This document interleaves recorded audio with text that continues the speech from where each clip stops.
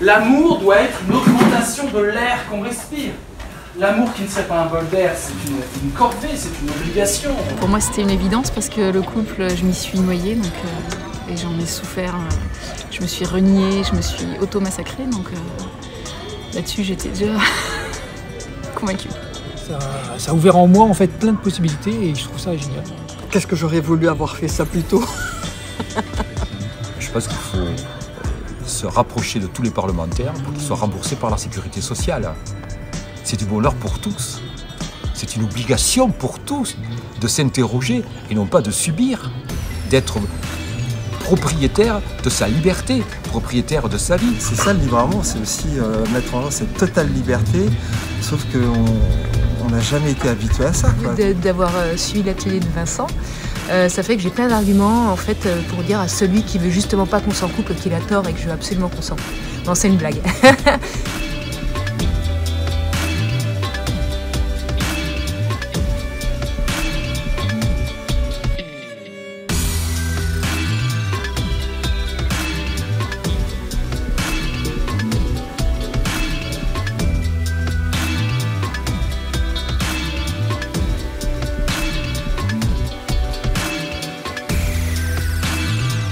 Donc l'amour est réciproque ou il n'a pas lieu.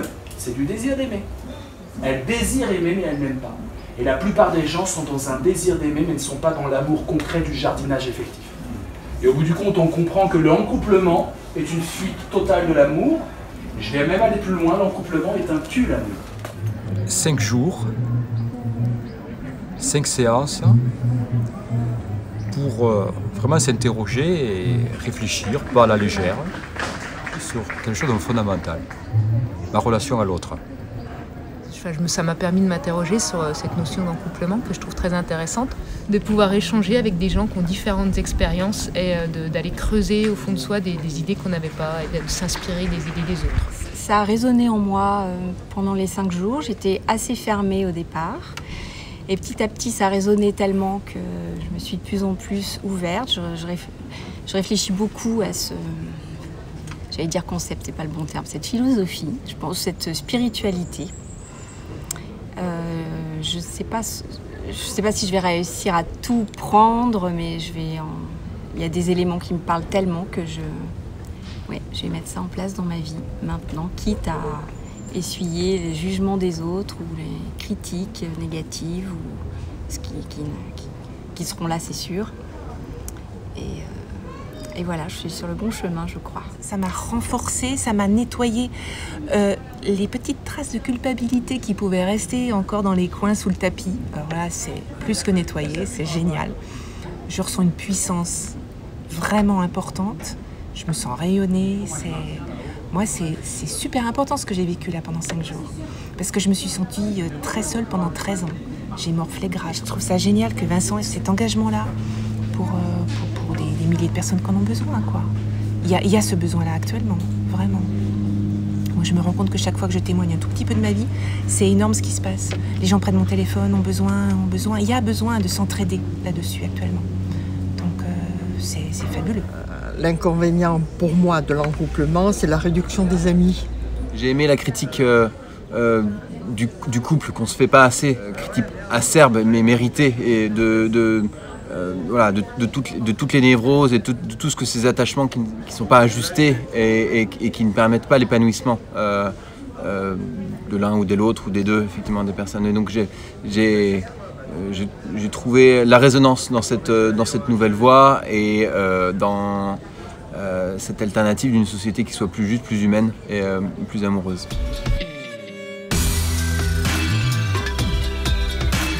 Moi, je suis célibataire depuis presque toujours, j'ai envie de dire. Sans doute par choix, c'était pas très clair. Pour le coup, ces 5 jours m'ont permis de comprendre que c'était plutôt un choix. Et non seulement c'était un choix, mais un choix qui pouvait être solaire, comme l'indique les 5 jours qu'on a passés ensemble. Et donc, ça m'a permis de me réattribuer, me réapproprier ce célibat qui, ces dernières années, n'était pas vécu de manière aussi sereine que les années précédentes. Le fait de faire participer les gens entre eux, tout d'un coup, ça devient très concret puisque chacun va parler de son expérience. Et à travers ça, évidemment, souvent il va y avoir de la reconnaissance sur ce qui s'est dit. Et donc ça permet quand même d'avoir de la théorie, on passe à des choses concrètes. Donc ouais, cet échange, il me semble essentiel. On va dire mon intime, et même ceux qui sont mariés ou qui sont en libre amour, je sais c'est bizarre mais ça existe, il y a bien des marxistes chrétiens. Donc ceux qui sont comme ça, je vous encourage à dire non pas mon épouse, mais afficher le truc, c'est mon intime. Mon intime. Et je peux avoir plusieurs intimes, c'est le principe du libre amour, mais on n'est pas obligé, c'est aussi le principe du libre amour. Moi j'en sors renforcée, parce que c'est quelque chose que je vis depuis 13 ans. J'en sors renforcée avec quelques pistes nouvelles quand même, notamment l'idée du domicile. D'avoir un lieu à moi, ça je sens que j'en ai besoin. C'était un ressenti que j'avais sans oser, sans avoir les mots, sans avoir vraiment la conscience. Je ne pèse pas sur l'autre et je ne supporte pas d'être étouffé par l'autre. Et j'ai trouvé une justification de cet atelier sur quelque chose qui, intuitivement, je ressentais nécessaire à ma liberté, à l'expression de mon authenticité. Cette dimension participation est absolument indispensable, parce que c'est là où chacun de nous fait le point de l'endroit où il en est, regarde honnêtement, parce que comme il y a une ambiance de bienveillance, on regarde honnêtement sans se raconter d'histoire où on en est exactement, on fait le point, et puis ça permet ensuite de se réapproprier, de pas rester que dans l'intellectuel, le mental, etc., mais de revoir au niveau de notre petit pas à nous, quel est le petit pas d'après que je pourrais faire. Très agréablement surprise qu'on se livre aussi facilement. Il y avait beaucoup d'écoute, d'empathie, de zéro jugement. On a tous des parcours complètement différents et c'était enrichissant. Ouais, très très enrichissant. J'ai pu discuter aussi profondément avec d'autres hommes. Donc les hommes peut-être se livrent aussi un peu plus en tant qu'homme, en parlant à un autre homme.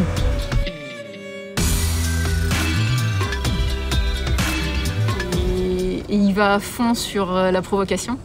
Et puis derrière, il est d'une finesse extrême, donc c'est ce que j'adore. Je manipule ça aussi de temps en temps, mais là, ça me plaît énormément. Je trouve que Vincent est très efficace. Voilà, c'est quelqu'un qui maîtrise son sujet, il est brillant, ça tout le monde le sait, mais je veux dire, il dégage aussi il a une forte personnalité qui fait que il sait mener les débats, et puis c'est clair, c'est concis, et puis on ne va pas s'éterniser à faire des discours pour rien et tout ça. Donc c'est efficace, c'est-à-dire qu'il y avait 5 jours avec un peu de temps et c'était du chapeau. Deuxième chose, la culpabilisation. Évidemment, il faut tenir l'autre, donc les charbons ardents de la culpabilité, il faut les activer. J'ai trouvé qu'il parlait comme il écrivait, donc pour moi, il y avait même de la poésie dans la façon dont il a amené l'atelier. Il y avait de la poésie. Alors il est dynamique, il est sûr de lui, taquin je pense, mais fait bouger les lignes. Et c'est très intéressant en fait de voir, même si parfois l'attitude dérange, de voir que c'est quelque chose en nous qui nous dérange.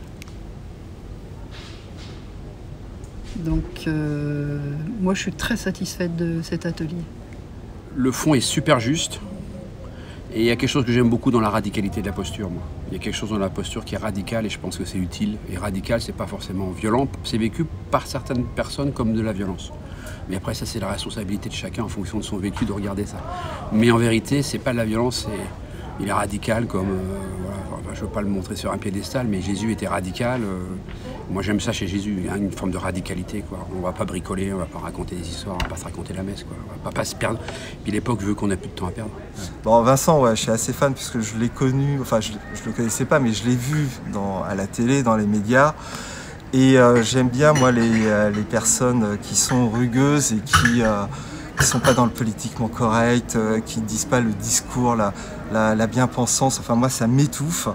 Et donc, des personnes qui sont comme ça, qui sont dans la provocation et puis qui disent ce qui se pense, sachant pertinemment qu'ils vont prendre des volets de bois vert en retour, mais qu'ils l'assument. Bon, moi, voilà, moi, ça me fait du bien. Alors, il n'y en a pas beaucoup dans les médias, mais il y en a quelques-uns. Et donc là, Vincent, je le vois en stage. Et donc voilà, je le connaissais un peu. Et ce que j'apprécie, c'est ce côté provoquant.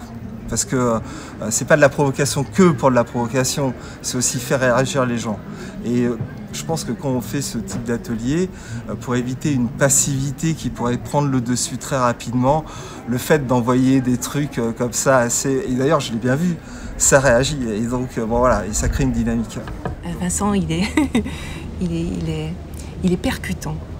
Donc il va chercher très loin. Et du coup, il ouvre des portes, quoi. Et donc il y a des prises de conscience qui sont faciles, qui sont magiques, qui sont évidentes. Il est percutant. Il est tout indiqué pour ce rôle-là, moi je trouve. Certains l'ont pris pour de la violence pendant 1 minute 30. Après, on sent tout de suite qu'il y a l'humour qui est là, qu'il y a une position méta qui est là tout de suite. Donc ça s'est bien passé. Non, ça passe très bien.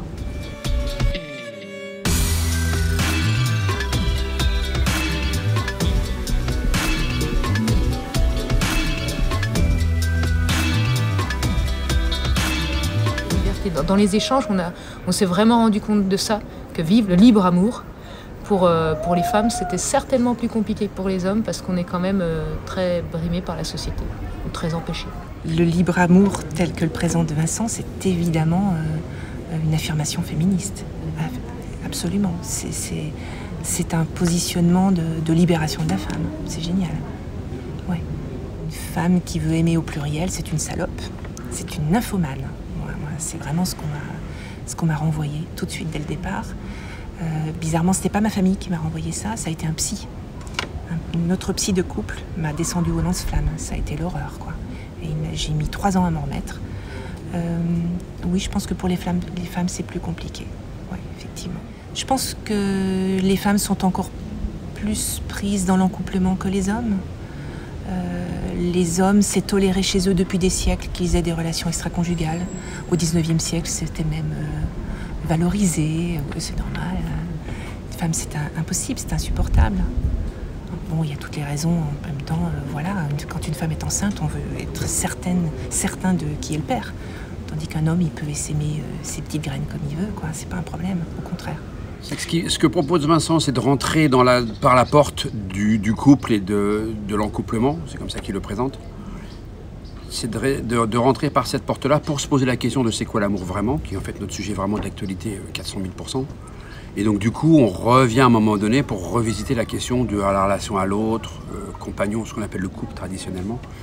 On est invité à revisiter cette question-là in fine, donc en fait, c'est sa porte d'entrée, mais en vérité, la question, c'est pas le couple, la question, c'est l'amour. C'est subversif au sens où c'est pas comme ça que les gens pensaient jusqu'à présent. Et c'est ok. Mais c'est juste que ça, c'est un monde qui est fini, terminé. Qui est fini. Et c'est pas un jugement de valeur ce que je viens de dire. C'est une analyse ou une intuition. La sexualité, c'est sacré. Ça veut dire que tu peux pas y toucher, ça veut dire que tu engages ton âme. Sinon, c'est pas la sexualité. Sinon, c'est de la mécanique. C'est du pneumatique. Là, comme ça, je me dis que finalement, je dois vivre un peu dedans. Puisque je suis séparée depuis plus de 10 ans. Et en fait, j'ai pas eu envie à nouveau de l'encouplement. Parce que ça a été très beau, hein. J'ai 2 superbes enfants, etc. Mais je trouvais que on a l'impression d'avoir perdu un peu de temps et d'avoir été un peu étouffé et d'avoir été trompé, un peu de tout là-dedans. Et ce que j'aime dans le libre amour, la liberté, l'épanouissement, le choix, l'autonomie. Et je pense que je suis une femme libre.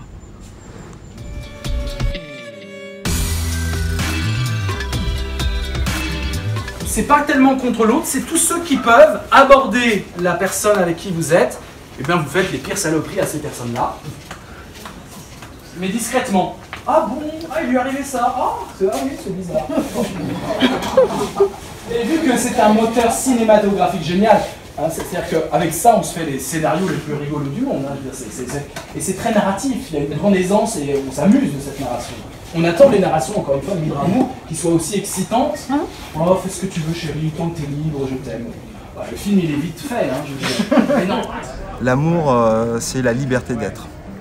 Elle est aussi potentiellement dangereuse, parce que la liberté, c'est aussi la capacité de pouvoir faire tout et n'importe quoi. Là, il s'agit de faire tout, mais pas n'importe quoi.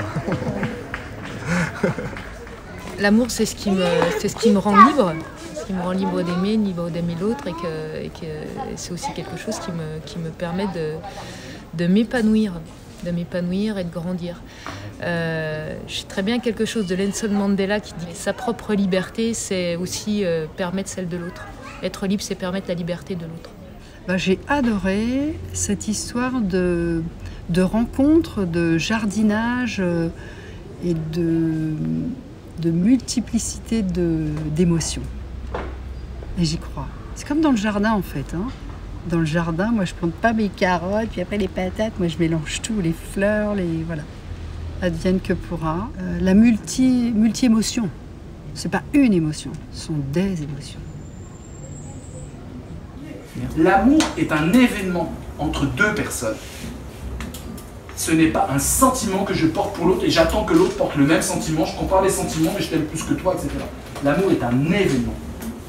L'amour, c'est juste... c'est ce que je vais ressentir là, ce qui va se passer plus tard, je sais pas quand. Et c'est ça qui est magique, quoi. Ouais, c'est l'amour, c'est ce qui joue dans mon cœur et ce que je ressens dans mon cœur. C'est la notion de liberté qui me paraît le plus important vraiment et le plus beau. La liberté de soi, de l'autre et les libertés qui grandissent mutuellement en fait. Et je trouve ça super. Justement par le dialogue, par la discussion et par sa sauvegarde de liberté de pouvoir construire sur du très long terme. Quand il y a l'amour, il n'y a pas de peur. Quand il y a des peurs de ceci, t'as abandonné, mon histoire c'est abandonné, blabla, c'est pas de l'amour. Et c'est ok, c'est pas de l'amour. L'amour, c'est la vie. Pour moi, c'est l'énergie de base de la vie. Et c'est notre source qui est là. C'est quelque chose qui déborde, qui est naturel, qui est simple, donc qui est à vivre, quoi. Non, l'amour, c'est la vie.